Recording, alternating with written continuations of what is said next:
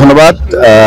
আপনারা জানেন যে উজান থেকে নেমে আসা ঢলে কিন্তু ইতিমধ্যে যমুনার পানি কিন্তু বৃদ্ধি পেয়েছে। সেই সঙ্গে সিরাজগঞ্জের শাহজাদপুরে আমি এখন রয়েছি, যে শাহজাদপুরের যমুনা নদীর ভাঙন কমিত এলাকায় পানি বাড়ার সঙ্গে সঙ্গে এই অঞ্চলে কিন্তু বেশ কয়েকটি গ্রাম এবং সাথে সাথে বাড়িঘর কিন্তু বিলীন হয়ে গিয়েছে যমুনার ভাঙনে।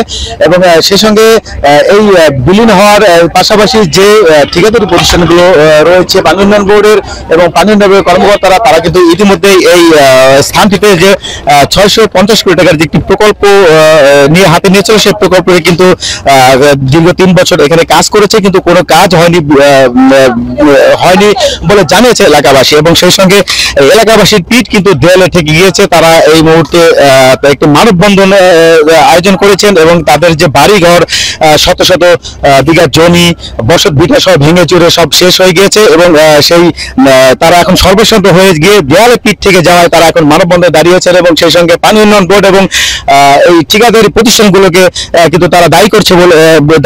এবং সেই সঙ্গে তারা আরো একটি বিষয় যেটি জানিয়েছেন, যে তাদের ভাতের দরকার নেই, তাদের ত্রাণের দরকার নেই, তাদের অন্যের দরকার নেই, তাদের দরকার স্থায়ী একটি বাঁধ নির্মাণ। এবং সেই স্থায়ী বাঁধ নির্মাণের স্বার্থে কিন্তু ইতিমধ্যেই তারা একটি মানববন্ধন আয়োজন করেছেন। এবং সেই সঙ্গে এই মানববন্ধনে তারা এমনটি দাবি করেছেন যে জননেত্রী শেখ হাসিনা এবং প্রধানমন্ত্রী শেখ হাসিনার কিন্তু হস্তক্ষেপে তারা সর্বশেষ কামনা করেছেন। এবং এই ঠিকাদারি প্রতিষ্ঠান তারা সেনাবাহিনীর হাতে দেওয়া হোক, তারা এমনটি দাবি করেছেন। তো এই ছিল আমার কাছে সিরাজগঞ্জের শাহজাদপুরের যমুনা নদীর ভাঙন কবলিত এলাকা থেকে সর্বশেষ খবর।